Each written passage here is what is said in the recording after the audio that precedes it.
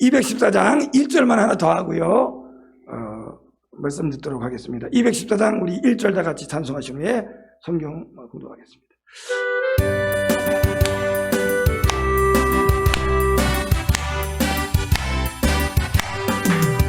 변찮는 주님의 사랑과 거룩한 보혈의 공로를 우리 다 찬양을 합시다. 주님을 만나볼 때까지 예수는 우리를 깨끗게 하시는 주시니 그의 피 우리를 름보다 더 이게 하셨네. 아멘. 하나님 말씀 함께 봉독하시도록 하겠습니다. 하나님의 말씀은 고린도전서 3장 9절에 있는 말씀입니다. 고린도전서 3장 9절 말씀 가지고요, 누가 우리를 사용하는가 하는 제목으로 말씀을 나누려고 하는데요, 다 같이 한 절이니까 함께 다 같이 읽겠습니다. 우리는 하나님의 동역자들이요 너희는 하나님의 밭이요 하나님의 집이니라. 아멘. 할렐루야. 누가복음 11장 24절인데요, 다 같이 한번 더 읽겠습니다. 시작. 더러운 귀신이 사람에게서 나갔을 때 물 없는 곳으로 다니며 쉬기를 구하되 얻지 못하고 이에 가로되 내가 나온 내 집으로 돌아가리라 하고. 아멘. 오늘 두 가지 본문 말씀을 읽으면서 우리가 무엇을 발견할 수 있느냐 하면요, 사람이 집이라고 하는 것입니다. 오늘 고린도전서 3장 9절의 말씀은 너희가 하나님의 집이요 하나님의 밭이라 이렇게 말합니다. 고린도전서 3장 16절은 너희가 하나님의 성전인 것과 하나님의 성령이 너희 안에 거하시는 것을 너희가 알지 못하느냐. 사람은 하나님이 거하시는 성전입니다. 모두가 아니고요, 모두가 성전은 아니지만 물과 성령으로 거듭난 사람에게는 사람이 하나님이 거하시는 성전인 것을 믿으시기 바랍니다. 하나님이 처음 사람을 지을 때 이것을 목표로 해서 살아있는 혼으로 지으셨어요. 그 살아있는 혼 안에 성령님을 우리가 모시잖아요. 그래서 우리가 오늘 이 시대에 아담이 범죄했을지라도 범죄한 사람들이 물과 성령으로 거듭나면 어떻게 됩니까? 육으로 난 것은 육이요 너희들의 육체는 부모로부터 났으니 육체가 만들어져서 육체를 통해서 만들어진 것은 육이다. 그건 다시 말하면 우리 육체를 말하는 겁니다. 너희 육체는 부모님들의 유전자를 받아서, 어머니 아버지의 유전자를 받아서 만들어지지 않았느냐. 그런데 성령으로 나는 것은 영이다. 너희들이 거듭날 때, 물과 성령으로 거듭날 때 너희들 속에 만들어진 것은 육이 아니라 성령으로 영을 낳아줬다는 것입니다. 그러므로 우리 속에 물과 성령 거듭날 때 우리 속에 영이 탄생한 것을 믿으시기 바랍니다. 할렐루야. 우리 속에 영이 탄생되지 않으면 하나님의 것들을 알 수가 없습니다. 하나님의 세계를 알 수가 없습니다. 육에 속한 사람은 왜 그렇습니까? 육에 속한 사람은 하나님의 성령의 일을 받지 않습니다. 다시 말하면 자연인에 속한 사람, 자연적인 사람은, 하나님의 영이 탄생하지 않은 사람은 하나님의 세계를 알지 못한다는 것입니다. 볼 수도 없고 느낄 수도 없고 깨달을 수도 없고 알 수도 없다는 것이에요. 그러나 우리 속에 영이 탄생하는 순간부터 우리는 하나님의 세계를 볼 수 있게 되는 것을 믿으시기 바랍니다. 뿐만 아니라 우리 속에 하나님을 모심으로 인해서 하나님이 우리 속에서 자기 자신을 나타내는 것이에요. 자, 우리 누가복음에 있는 얘는 뭐냐면은, 더러운 귀신이 사람에게서 나갔을 때 물 없는 곳으로 쉬기를 구하고 다니다가 못 쉬니까 내가 나온 내 집으로 돌아가니라. 여기서 우리가 확실히 사람이 집이라는 사실을 기억하시기 바랍니다. 할렐루야. 사람은 주택이다. 무슨 주택입니까? 하나님이 거하시든지 세상의 악한 영들이 거하든지 영들이 거하는 집이라는 것입니다. 그래서 하나님이 거하시면 하나님의 일을 하고 하나님의 일을 나타내고, 성령이 거하실 때 그 다음에 악한 영들이 들어오면은 악한 영들이 나타나는 것이에요. 더러운 짓을 한다는 거예요. 육체의 일은 현저하니 그 음란과 오색과 더러운 것과 술 취함과 방탕과 투기와 이단과 이런 것들, 이것이 뭡니까? 이 세상에 더러운 영들이 들어오면 그 속에 살고 있으면 이런 것들이 나타난다는 거죠. 그리고 성령이 거하셔서 성령이 나타나시면 사랑과 기쁨과 평화와 오래 참음과 친절과 선함과 믿음과 온유와 절제 같은 성령의 열매들이 나타나기 시작하고 점점 더 풍성해지는 것을 믿으시기 바랍니다. 할렐루야. 그러므로 우리 언행을 통해서 사람이 속에 있는 것, 속에 가득한 것을 입으로 말한다 그랬기 때문에 평소에 선을 쌓은 사람은 쌓은 선에서 선을 내고 악을 쌓은 사람은 악에서부터 악을 낸다. 다시 말하면 부지런히 주님을 먹고 마시고 성령을 모셔드리고 말씀을 먹고 마시면 소화시키면 결국 먹은 게 나온다는 거죠. 사람의 속에서 나오는 것이 사람을 더럽게 한다는 게 무슨 뜻이냐면 사실은 속에 더러운 것을 많이 쌓아놨다 그런 뜻입니다. 더러운 영을 많이 먹었기 때문에 먹은 것이 나오는 것입니다. 그러므로 우리가 누가 우리 안에 사시는가는 다시 말해서 누가 우리를 사용하는가 그런 문제가 되는 것입니다. 사람은요 아무것도 안 해요. 우리 혼은 그냥 안에 영들이 어떻게 하느냐에 따라서 성령 충만하고 성령이 계시면 나는 그저 성령의 일을 나타내고요.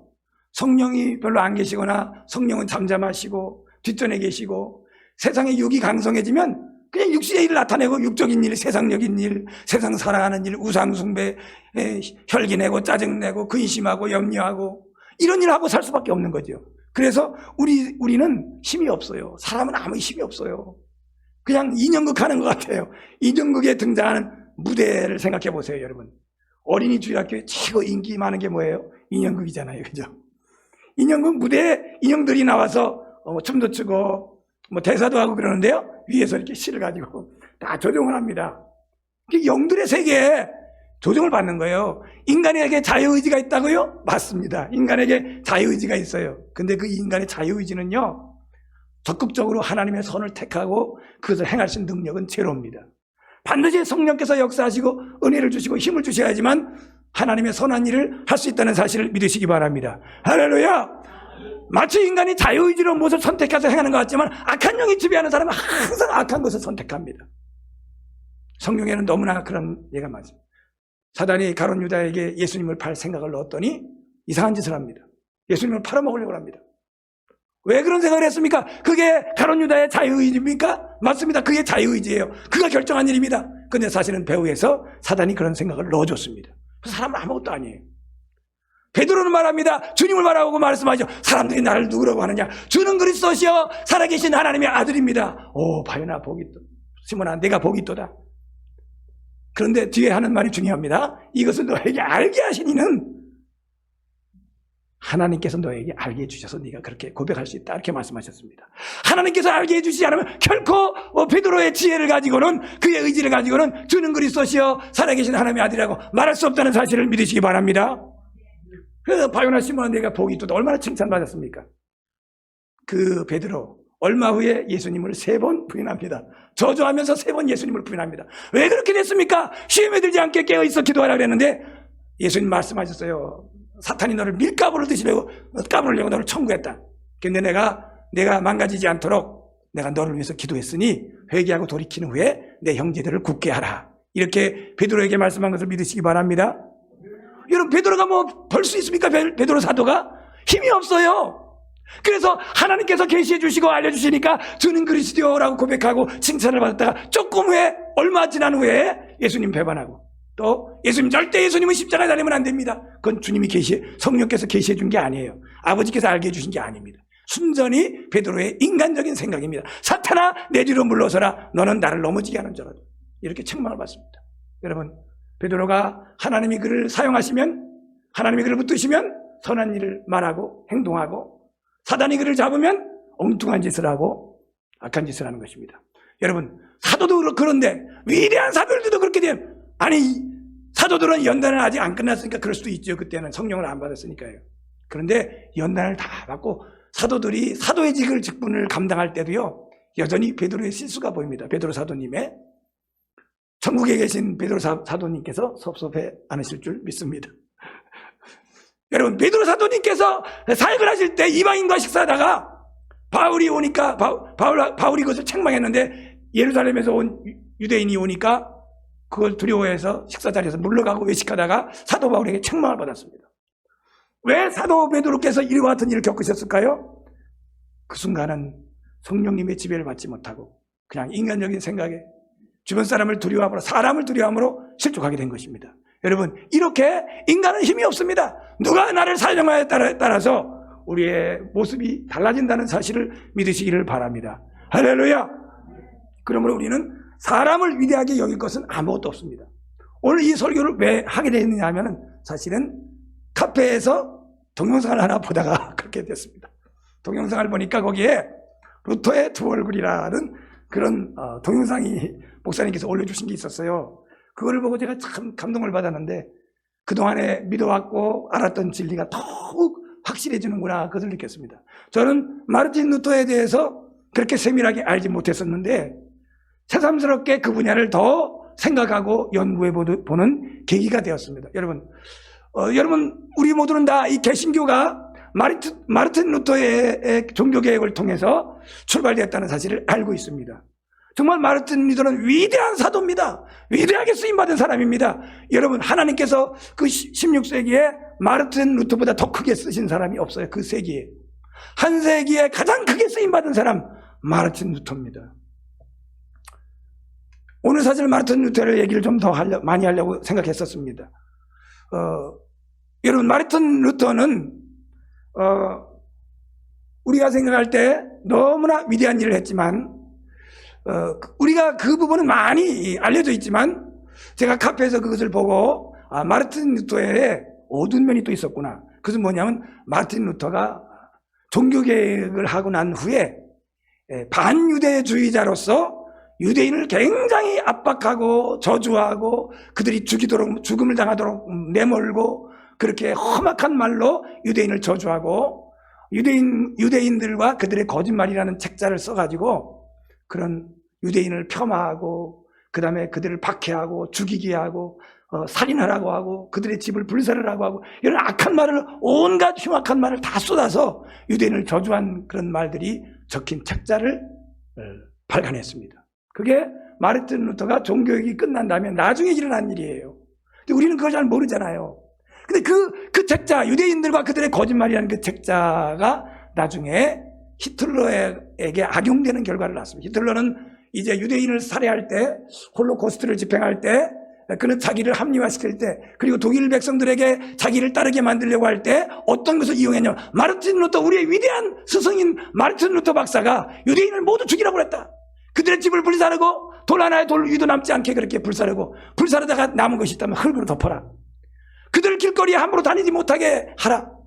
그들을 박멸하고 내어쫓아라. 그들을 독일에서 내어쫓지 않으면 나중에 하나님께서 크리스찬들을 벌하실 것이다. 그렇게 흉악한 말을 했습니다. 여러분, 유대인들은 온 세계에서 박해를 받는 민족이에요. 예수님 오시기 전에도 박해를 받았고 예수님이 오신 후에도 유대인들은 박해를 받았습니다. 왜 그렇게 유대인들이 박해를 받습니까? 하나님은 유대인들을 통해서 메시아를 보낸 것을 믿으시기 바랍니다. 할렐루야.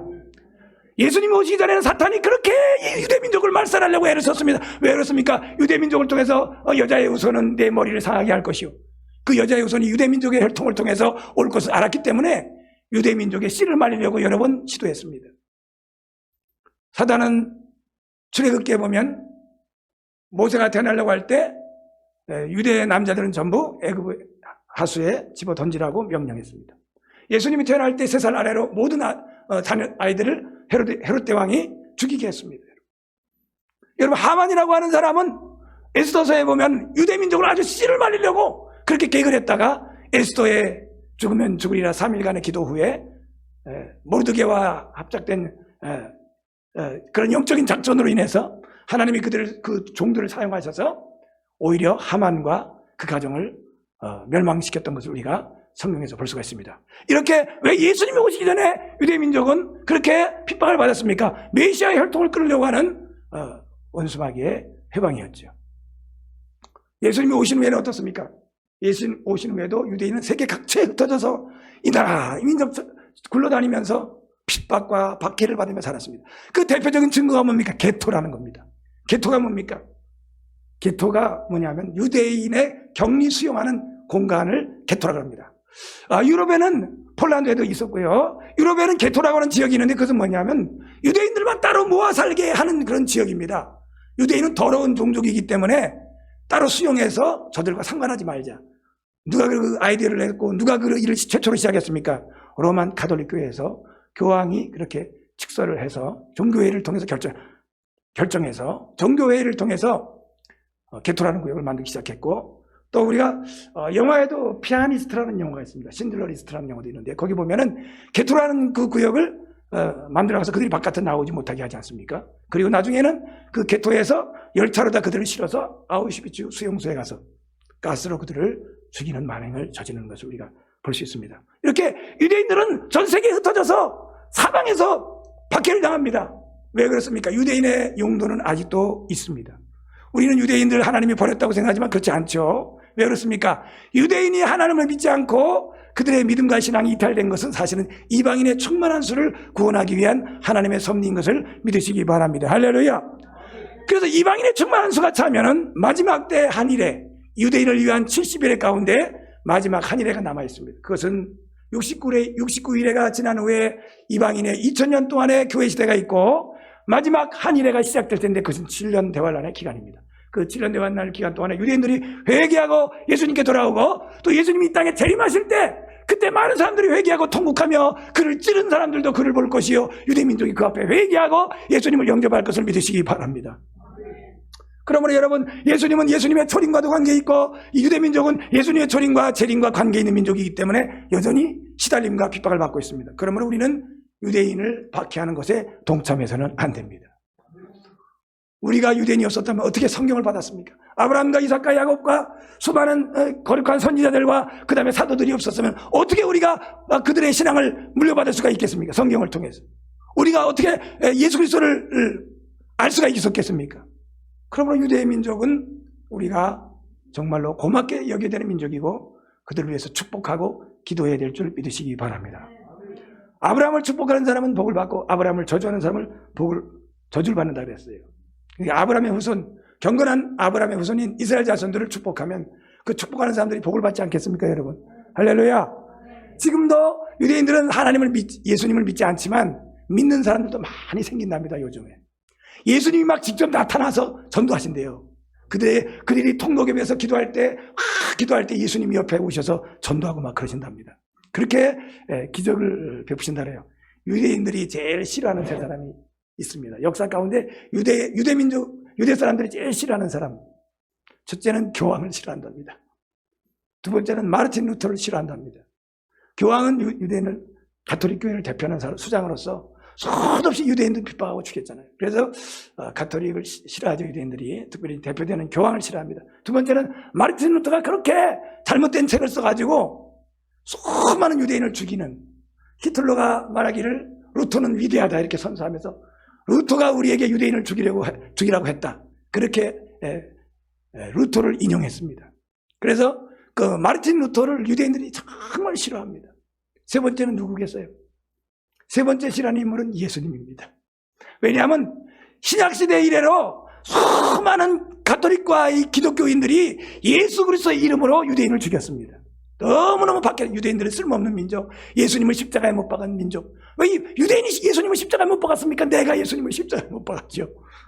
첫사람 아담의 후손 모든 사람이 죄를 범하였음에 하나님의 영광에 이르지 못했다고 그랬습니다. 그러므로 예수님을 십자가에 못 박은 것은 유대 민족이 아니라 모든 아담의 후손들이 예수님을 십자가에 못 박은 줄 믿으시기 바랍니다. 우리가 예수님을 십자가에 못 박고 내가 예수님을 십자가에 못 박았어요. 근데 왜 유대인이 예수님을 십자가에 못 박았다고 그들을 저주하겠습니까? 교회사 가운데 유대 민족은 예수님을 십자가에 못 박은 민족이라고 많이 구박을 받고 저주를 받았습니다. 그렇지만 사실은 유대 민족을 십자가에 못 박은 것은 우리 자신인 것을 우리가 알 수가 있는 것이죠. 여러분, 위대한 루터가 하나님께 어떻게 쓰임 받았습니까? 여러분, 중세 시대에 마르틴 루터의 종교개혁이 없었더라면 교회는 완전히 썩었고 그 중세 암흑기가 계속됐을 것입니다. 그런데 그 중세 암흑기에서 벗어나는 계기는 루터의 개혁을 통해서였습니다. 원래 루터는 자기가 내가 종교개혁을 해야 되겠다 이런 마음을 먹고 시작하지 않았어요. 그냥 루터가 로마를 방문했다가요, 수도사 시절에 로마를 방문했다가요, 교황이며 추기경들이며 너무 썩어 문드러지고 로마의 시민들이 너무 음란하고 방탕하고 교황은 막 사생자를 낳고 엉망진창된 가톨릭교의 모습, 유물 숭배하고 우상 숭배하고 그런 부패한 그 로마 가톨릭을 보고 루터가 너무 절망하고 괴로워하다가 나중에 면죄부까지 파는 일이 등장하자 이제 루터가 참을 수 없어서 비텐베르그 그 성당 정문에 95개조 논방문을 써서 붙였다가 그것이 독일어로 번역돼서 수도 없이 독일 민족이 다 읽고 나중에는 이제 온 유럽이 다 자기 나라 말로 번역해서 읽고 과거의 그 어두웠던 중세시대에 불만이 쌓이고 고통받고 탄식하던 백성들이 루터의 그 95개조 논방문을 읽고 나서 영혼이 깨어나기 시작했습니다. 그리고 이제 그들이 참된 신앙의 자유를 찾게 되고 어둠에서 벗어나서 루터가 번역한 신약성경, 구약성경을 나중에는 읽게 되고 독일어로 성경을 번역해서 국민들이 성경을 다 읽었어요. 나중에 그렇게 됐어요. 처음에 된 게 아니라 나중에 루터가 어떤 성에 숨어서 그 성경을 라틴어로 된 이 성경을 독일어로 번역을 했습니다. 그 당시에 성경을 함부로 번역하면 사형됩니다. 왜냐하면 가톨릭에서는 성경은 사제들만 보고 일반 백성들은 성경을 보는 것이 금지됐어요. 백성들은 성경을 볼 수가 없습니다. 그런데 루터가 그 성서를 독일어로 번역해서 모든 유럽에 있는 사람들이 다 읽을 수 있도록, 첫째는 독일이니 그 다음에 온 유럽이 다 볼 수 있도록 성서가 모든 평신도들에게, 모든 평민들에게 다 읽을 수 있도록 그렇게 번역한 것을 믿으시기 바랍니다. 할렐루야. 근데 그 루터가 그렇게 95개조 논방문을 시작해서 그 다음에 뭡니까? 그 면죄부 파는 것을 비난하니까 교황은 이제 성베드로 대성당을 지어야 되는데, 그리고 자기가 사치해서 돈을 함부로 쓰고 국고를 탕진하고 그래서 돈을 벌어야 되겠는데 어떻게 봅니까? 어떻게 성베드로 대성당 위대한 성전을 하나 지어서 자기 이름을 날리고 싶은데 어떻게 해야 됩니까? 아이디어는 바로 면죄부입니다. 면죄부를 팔아서 너희들이 면죄부를 살 것 같으면 너희 자신의 죄도 용서받을 뿐만 아니라 너희 부모님들이 연옥에서 고통받을 때 너희가 그 말을 그 연복회에 땡그랑하고 집어넣으면 그 땡그랑 소리가 나는 순간에 연옥에서 너희 부모 형제들이 연옥에서 천국으로 옮겨질 것이다 라고 선전했습니다. 거기에 유명한 강사가 있습니다. 불같은 사자를 토하면서 그 면죄부를 선전한 그런 신부가 있었으니 그 사람이 태철이라고 하는 신부입니다. 그 사람이 다니면서 설교를 너무 잘해가지고 연설을 너무 잘해가지고 수많은 사람들이 면죄부가 그냥 날개 돋은 듯이 팔렸습니다. 한쪽에서는 불평불만이 있었지만 자기가 구원받는다니까, 우리의 사랑하는 부모님이 연옥에서 천국으로 옮겨진다니까 면죄부를 안 살 수가 없습니다. 그렇게 샀는데 루터가 거기에 대해서 참을 수 없어서 95개조 논방문을 걸면서 반대했고, 그 다음에 모든 것은 성경이 권위가 있다. 교회의 가르침과 전통보다도 우리는 성경으로 돌아가야 된다. 성경의 가르침을 따라야 된다. 루터가 그렇게 주장한 것을 믿으시기 바랍니다. 그래서 이제 루터를 따르는 사람들이 생기게 되고 교황은 자세한 건 생각하고 루터를 파문하게 됩니다. 그리고 그 당시 보름스 국회를 열어서 황제도 나라의 질서를 어지럽힌 루터를 소환해서 보름스 국회에서 그를 심판하려고 합니다. 거기서 황제의 설득에도 마르틴 루터는 굴복하지 않습니다. 돌아가는 길에 이제 파문도 당했겠다. 가톨릭 교회에서 파문되면요 보호를 받지 못하면 누가 죽여도 할 말이 없어요. 어떤 대적들이 잡아다가 화형식을 거행할지도 모릅니다.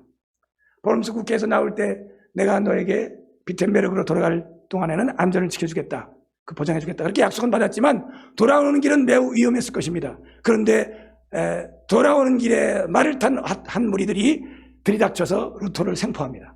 검은 두건을 머리에 씌워서 잡아갑니다. 그것은 프레데릭 백작이라고 하는 사람이 바로 루터라고 하는 귀한 인재를 보호하기 위해서 루터를 어느 성에다 갖다 숨겨둡니다. 그리고 말합니다. 그 루터를 숨기고 나에게 말하지 마라. 내게 그 루터를 어디다 숨겼다고 말하지 마라.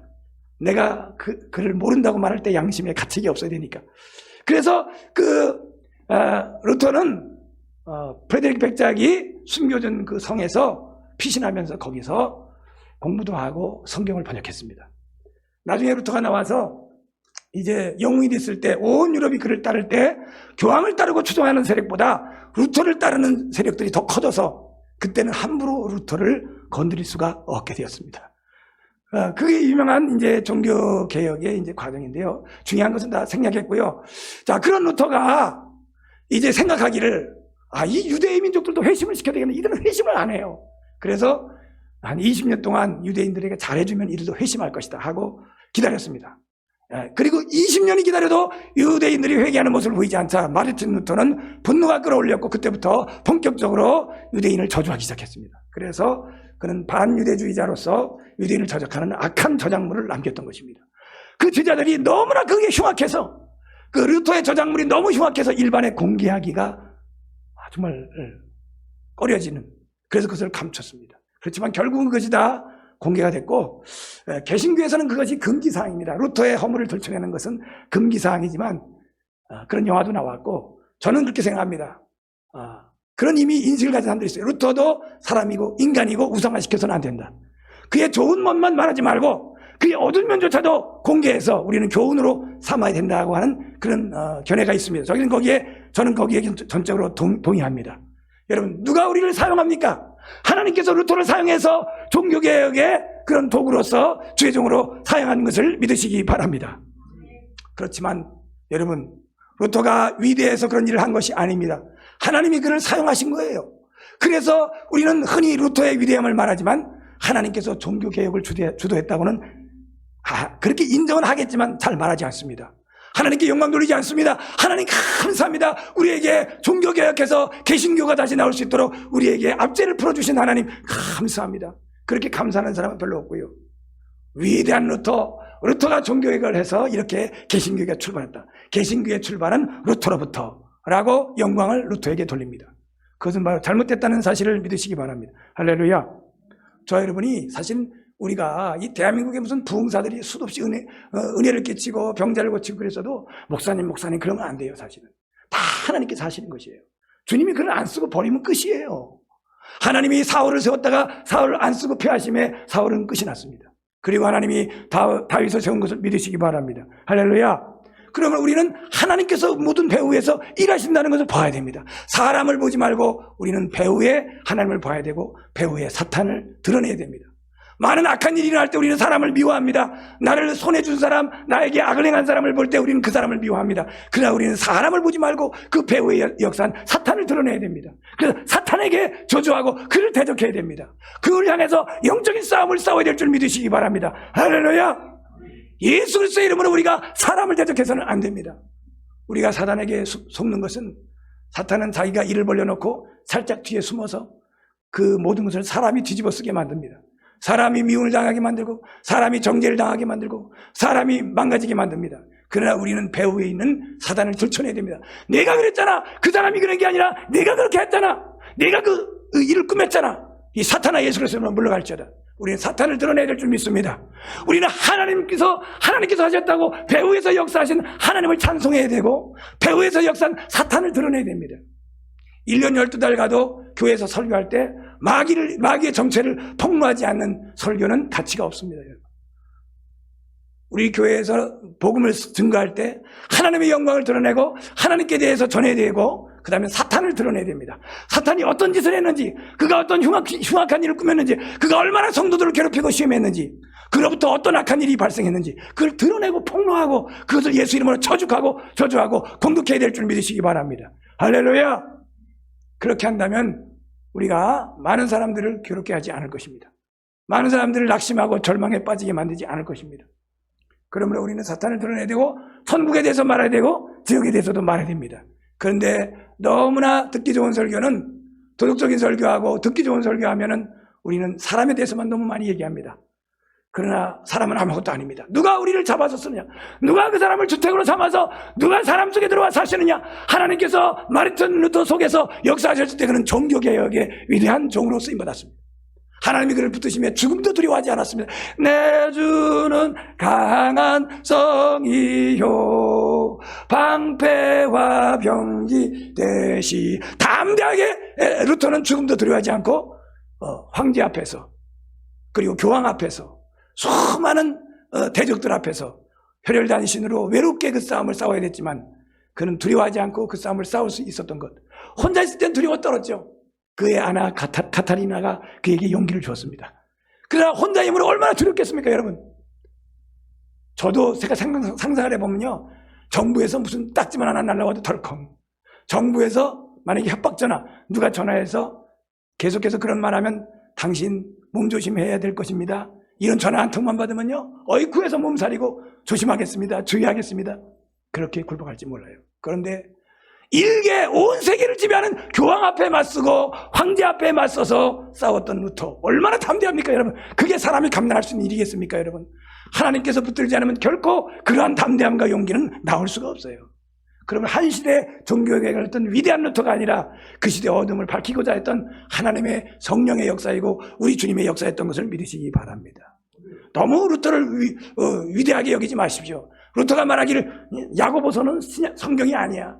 야고보서는 지푸라기 서신이라고 말하고 요한계시록은 제대로 된 성경이 아니야. 성경에서 요한계시록과 히브리서와 야고보서 같은 성경을 빼야 됩니다. 루터는 야고보서를 성경으로 취급하지 않았습니다. 얼마나 흉악합니까? 요즘 따지면 그렇게 주장하면 이단이 됩니다. 그러나 그 시대는 아직 빛이 충만하지 않았기 때문에, 그 다음에 로마 가톨릭이라고 하는 배경하에서 너무나 행위를 강조하고 유물 숭배하고 인간의 행실을 강조하고 인간의 선행으로 될 것이라고 그렇게 얘기하고 면죄부를 살면은 구원받을 것이라 말하고, 그런 시대적 배경에서 오직 믿음이라고 하는 것이 나왔습니다. 그러므로 우리는 루터를 이해를 할 수는 있습니다. 그러나 루터가 한 일을 살펴보면 형편없는 일도 너무나 많아요. 특별히 반유대주의로서 히틀러가 홀로코스트와 같은 그런 악행을 저지르는데 그의 저서가 이론적인 근거로 사용됐다는 것을 생각하면 루터가 얼마나 악한 일에 쓰임받았는 것을 알 수 있습니다. 그가 20년 정도 지났을 때 사탄에게 지배를 받았습니다. 사탄이 루터 속에 들어가서 루터를 쓰기 시작했습니다. 그래서 어떻게 쓰임받았습니까? 수많은 사람을 죽이고 살육하고 수많은 하나님의 백성들을 잡아 죽이는데 이론적인 근거를 제공하는 그런 나쁜 일에 마르틴 루터가 또한 쓰임받았던 것입니다. 왜 그랬습니까? 루터라고 하는 영혼, 그 사람의 영혼 속에 사탄이 들어가서 그런 일을 벌였던 것입니다. 그러므로 우리 사람은 아무것도 아니에요. 정말로. 우리가 왜 십자가의 죽음을 통과해야 됩니까? 내가 그리스도와 함께 십자가에 못 박혔다니 왜 우리가 주님과 함께 죽은 것을 동일시해야 됩니까? 우리가 죽어야지만 주님의 선하심만 나타납니다. 우리가 나타날 때는 언제나 사탄이 우리 옛사람의 성품을 사용합니다. 그래서 여러분, 루터는 위대하게 쓰임받은 훌륭하신 분이지만 하나님이 쓰실 때는 위대했고 악한 자가 글을 쓸 때는 너무나 흉악한 일을 하는 도구로 쓰임받았습니다. 그게 어디 마르틴 루터뿐이겠습니까? 사도 바울도 바울 사도님이 되시기 전에 성령께서 사도 바울을 사용하기 전에 하나님의 경건한 성도들을 잡아 죽이는 일에 사도 바울이 앞장섰다는 사실을 우리가 알 수 있습니다. 그래서 그는 나는 죄인 중에 개수죄인이라 그렇게 말했던 것입니다. 그리고 나중에 그가 성령을 받고 위대한 사도가 되었을 때는 하나님의 성령의 종으로 쓰임받았을 때는 위대한 사도의 일을 감당할 수가 있었습니다. 마지막으로 저는 한 가지만 더 들려고 합니다. 하나님께서 구약시대에 내 마음에 합한 종이라고 말한 사람은 다윗이라는 사람이 있습니다. 하나님이 다윗을 볼 때 얼마나 마음에 들어 하셨는지요. 그 다윗은 성군이었습니다. 많은 고난과 연단을 거친 다음에 이스라엘의 왕이 되었습니다. 근데 그 다윗이, 그렇게 잘했던 다윗이 어느 날 전쟁터에 자기가 나가지 않고 요압 장군을 전쟁에 내보내고 자기는 한가로이 왕궁에서 거닐다가 지붕에서 거닐고 한가롭게 시간을 보내다가 밧세바라고 하는 여인이 목욕하는 것을 본 다음에 그 여인을 신하를 시켜서 불러서 자기의 아내로 삼아버렸습니다. 간음죄입니다. 왜 유명한 그렇게 성군이었던 다윗이 그런 간음죄를 저질렀습니까? 그 죄를 저지르고 나니까 이건 난감해졌거든요. 그러니까 이제 전쟁터에 나가서 자기를 위해서 목숨 바쳐 싸우는 우리아라고 하는 용병을 불러들여가지고 상을 베풀고 좋은 음식을 줘서 이제 집에 가서 씻고 쉬어라 해서 집으로 돌려보냈어요. 왜냐하면 밧세바가 임신을 했기 때문에요. 다윗이 머리를 굴리는 거예요. 어떻게 하면 내가 위기를 벗어날까? 집에 가서 아내와 같이 자게 만들어야 되겠다. 그래서 내가 죄진 것을 은폐해야지. 그런데 이 우리아가 너무나 충성스러워서 임금님, 나의 사령관이 전쟁터에서 저렇게 싸우고 내 동료들이 전쟁터에서 피를 흘리며 싸우는데 내가 어찌 나 혼자 집에 가서 편하게 발 닦고 자고 아내와 같이 잡니까? 안 가겠습니다 하고 집에 들어가지 않았어요. 그러니까 다윗이 기가 막혀서 하다 안 되니까 결국은 어떻게 합니까? 그러면 편지를 써서 요압 장군에게 보내는 겁니다. 요압 장군에게 내 편지를 받거든. 전쟁터에서 가장 극심한 곳에, 극렬하고 위험한 곳에 우리아를 보내서 적군의 손에 죽게 하라. 그렇게 명령서를 보내서 요압 장군이 그 가장 위태한 곳에 우리아를 몰아넣었다 갑자기 후퇴하면서 우리아만 혼자 화살을 맞아 죽게 만들었습니다. 그리고 왕에게 이런 일이 있었습니다 하고 보고했어요. 여러분, 다윗은 이런 식으로 머리를 써서 간음죄 위에다 살인죄를 더 저질렀습니다. 머리를 굴려서 아주 악랄하게 범죄했습니다. 상상할 수가 없죠. 근데요, 사탄에게 잡히면 그런 일을 하는 것입니다. 사람은 아무것도 아니에요. 그래서 저와 여러분이 은혜롭게 전인권의 믿음까지 다 이르렀어도 어쩌다가 우리는 순식간에 잘못된 말을 할 수가 있어요. 우리는 어쩌다가 순식간에 엉뚱한 생각을 할 수가 있습니다. 그래서 어떻게 합니까? 우리가 그래서 내가 아니지 그렇게 고발하고 배웠잖아요. 예? 난 주와 함께 죽었지. 나는 옛사람이 예수와 함께 죽었지. 그러므로 이거는 내가 아니야 하고 부인하고 거절을 하고 우리가 훈련하는 줄 믿으시기 바랍니다. 할렐루야. 이게 바로 검을 쓰는 거예요. 검을 쓸 때 이건 내가 아니지 하면서 칼을 휘둘러서 원수를 검으로 쳐내는 거죠. 좌우의 양날선 검, 또 어린 양의 피와 자기 입에 증거하는 말로 우리가 좌우의 날선 검으로 하나님 말씀을 사용할 수가 있습니다. 죄악이 여기 올 때 나는 주와 함께 죽었어 라고 고백할 때 우리는 검을 휘두르는 것입니다. 그러므로 저와 여러분이 교회에서 뭐합니까? 여기 보면 가만히 생각하면 검 쓰는 법을 배우는 것 같아요. 교회에서. 옛날에 중국 영화, 중국의 소설에 보면, 중국 무역지에 보면요, 그 무협의 그 파들이 있어요. 분파들이 있어. 거기 교주가 놀라운 무공을 제자들에게 전수합니다. 이건 좀 비우지만 교회에서도 검을 쓰는 법을 이 담임 목사님께서는 검을 쓰는 법을 가르치는 거예요. 말씀으로 무장해서 어떻게 원수를 향해서 검을 휘두를 것인가. 모든 것이 이 방어무기지만 말씀의 검은 공격무기입니다. 검 쓰는 법, 말씀으로 자기 마음을 다스리는 법. 말씀을 영접하고 그 말씀을 이제 구주로 모셨다가 이제 말씀을 왕으로 영접하고 그 다음에 그 말씀을 어떻게 내 삶에 적용할 것인가. 이런 모든 그런 말씀을 우리가 사용하는 법을 배우고 있습니다. 우리가 그리스도의 십자가 군병으로 세워지는 것이 교회인 줄 믿으시기 바랍니다. 할렐루야. 자, 이제 말씀을 정리하면서요. 그 놀라운 성군이었던 다윗도 하나님이 그를 붙잡을 때는 성군이었지만 악한 영에 붙잡힘에 순식간에 악랄한 사람으로 바뀌고 말았어요. 너무나 끔찍합니다. 다윗이 어떻게 그런 짓을 지을 수가 있을까? 우리도 안 짓는 죄예요. 아니 어떻게 간음죄에다 살인죄 그것도 머리를 써가지고 그래도 회개도 또 안 했어요. 회개도 안 하고 있다. 하나님께서 그에게 나단 선지자를 보냈을 때 나단 선지자가 당신이 바로 그 사람이라고 양의 비유를 들어서 그를 집어줄 때 그때 비로소 이제 양심이 돌아와서 가슴이 찔려서 그때부터 진짜 침상이 썩도록 눈물로 하나님께 회개하고 주께 돌이킨 다윗인 것을 믿으시기 바랍니다. 우리 주님은요, 우리 인간이 대단한 존재가 아니라는 것을 너무나 잘 알고 계세요. 우리가 어떤 죄를 지었어도 모든 사람이 죄를 지었기 때문에 이 세상 사람들이 지은 죄를 다 저울에 달면 얼마나 무거울까요? 세계제 1차 대전, 세계제 2차 대전 얼마나 많은 사람이 죽었습니까? 전쟁에서. 이 세상에 수도 없이 마약과 깽단과 수많은 사람들이 예수님 알기 전에 지었던 죄들을 저울에 다 달면요 얼마나 무겁겠어요. 그래도 우리 주님은, 하나님은 그 모든 걸 다 이해하시고 자기 아들을 내어주셔서 우리가 아직 죄인 되었을 때 사랑하는 독생자 예수를 내어주심으로 우리에 대한 자기의 사랑을 확증하셨다는 사실을 믿으시기 바랍니다. 할렐루야. 그러므로 우리가 정말 믿지 아니하기 때문에 우리가 믿지 않는 것이 죄입니다. 어떤 죄를 지었어도 주님 앞에 나가서 진실로 회개하고 자백하면 용서하시고 은혜를 주시는 거예요. 우리가 사실 죄 짓고 싶어서 짓는 사람이 누가 있습니까? 예수 믿고 거듭나고 물과 성령으로 거듭난 사람은 죄 짓고 싶어서 짓는 게 아니라 연약해서 넘어지잖아요. 연약하고 부족하고 악한 원수마귀가 시험에서 넘어지잖아요. 그렇기 때문에 주님은 그걸 불쌍히 여기시고 회복시켜 주시는 것입니다. 만일 우리가 우리 죄를 자복하면 저는 미쁘시고 의로사 우리 죄를 사하시며 모든 불의에서 우리를 깨끗게 하실 것이라고 했습니다. 만일 너희 가운데 누구가 범죄한 자가 있거든 우리에게 대언자가 있으니 곧 의로우신 예수 그리스도라. 그는 우리만 위할 뿐 아니라 온 세상의 죄를 위하심이라. 그분이 바로 우리의 영원한 대제사장이 되신다는 사실을 믿으시기 바랍니다. 그러므로 우리는 루터를 보면서 그렇게 위대한 종도 하나님이 잡으니까 위대하게 쓰임받았고 사단이 그 속에 들어가니까 형편없는 악한 일을 했던 것을 우리가 보면서 저와 여러분 우리 삶 속에 우리는 조그만 일을 경험할 줄 모릅니다. 그러나 매 순간 깨어있지 않으면 안 돼요. 그러니까 매 순간 깨어있지 않으면요 우리가 원수에게 쓰임받을 수도 있습니다. 나는 예수 믿고 물과 성령 거듭났는데 어떻게 마귀가 나를 써요? 그런 말 하지 마세요. 난 하나님의 자녀고요. 성령 받았고요. 주님만이 나를 쓰시지 사탄 마귀는 나를 못 써요. 그럴까요? 과연? 아닙니다. 심지어 거룩한 바울도요.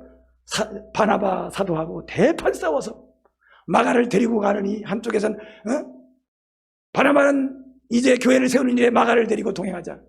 바울은 말하기를 마가는 과거에 우리를 쫓지 않은 적이 있었으므로 마가를 데려갈 수 없다. 둘이 너무 심하게 싸워가지고 갈라졌어요. 그렇게 싸웠던 바울 사도님께서도 마지막 말년에는 마가를 다시 귀중한 사람으로 데리고 다녔습니다. 그게 어떻게 됩니까? 젊었을 때 그 혈기왕성했던 죄를 회개하고 말년에 노숙해지고 그 다음에 원숙해졌을 때 그런 모든 것을 포용할 수 있는 심령이 된 거죠. 여러분 사도께서도 아차하는 순간에 이렇게 육신적인 것이 나타나서 쓰임받을 수가 있어요. 육신의 것은 뭡니까? 육신의 성품이 나오는 걸 전부 원수들이 사용하는 거예요. 우리가 이 땅에서 살아서 우리 몸이 주님 오셔서 정말 영화로운 몸으로 부활 승천하기 전까지는, 부활해서 휴거되기 전까지는 우리 육체가 있는 거로 끊임없이 시험을 당할 수밖에 없다는 사실을 믿으시기 바라고, 우리 끊임없이 그 시험 속에서 예수 그리스도로 말미암아 이기고 승리해야 됩니다. 승리의 근거로 충분합니다. 예수님께서 우리를 위해서 십자가에 죽으실 때 우리가 생각하건대 한 사람이 모든 사람을 대신하여 죽었은즉 모든 사람이 죽었다 그랬어요. 우리 죄인 하나님께 쓰임받지 않고 마귀에게 쓰임받는 우리는 주와 함께 죽었습니다. 그러므로 그 믿음 안에 연합될 때 우리는 승리할 수 있는 것입니다. 주님의 죽음과 연합돼서 자기 자신을 없애지 않으면 안 됩니다. 나를 나타내면 안 됩니다. 나를 없애버려야 됩니다. 나는 주와 함께 죽었습니다. 나와 세상은 간 곳이었고 구속한 주님만 보입니다. 내가 그리스도와 함께 십자가에 못 박힌다니 우리 날마다 내가 없어졌음을 묵상해야 됩니다. 주와 함께 나와 같은 내 옛사람, 이 예수 그리스도 안에 있지 아니하고 아담 안에서 태어난 나는 주와 함께 죽었습니다. 내가 뱀이고 사탄입니다. 내가 뱀의 새끼였으며 독사의 자식이었습니다. 이런 나는 주와 함께 십자가에 못 박아 죽었습니다. 자기를 신뢰하지 아니하고 타고난 자기의 모습을 신뢰하지 아니하고 자랑하지 아니하고 날마다 우리 자신을 소멸시켜서 그리스도의 십자가의 죽음에 넘겨서 자기를 없애버려야 됩니다. 없애버리지 않으면 어떤 일이 벌어집니까? 원수마귀에게 쓰임받습니다.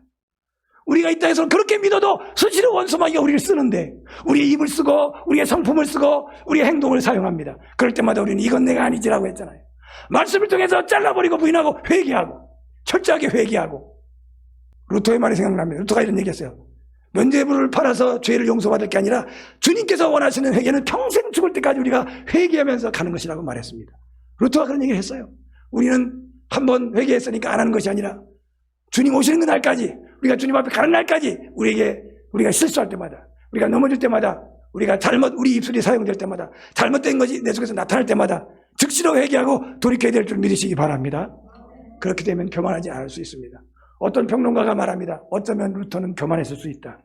온 세계가 당신을 통하여 종교개혁이 됐고 제왕들과 황제들도 자기를 존경할 때 그 루터가 어쩌면 우쭐해졌을지 모른다. 그 우쭐해진 틈을 타해서 악하는 소매가 그를 정말 구렁텅이에 밀어넣어서 하나님의 택한 백성 유대인을 죽이는 그런 도구로 루터를 사용했을 것이다. 그렇게 평가하는 사람도 있습니다. 저는 일리가 있다고 생각합니다. 하나님이 위대하게 썼지만 내가 한 일이 아닙니다. 정말 주님이 아니면, 하나님이 아니면 그런 개혁은 일어날 수가 없습니다. 그러면 저와 여러분이 우리는 아무것도 아니에요. 우리는 정말 하나님이 붙들어 주시지 않으면 한순간도 견딜 수 없는 인간입니다.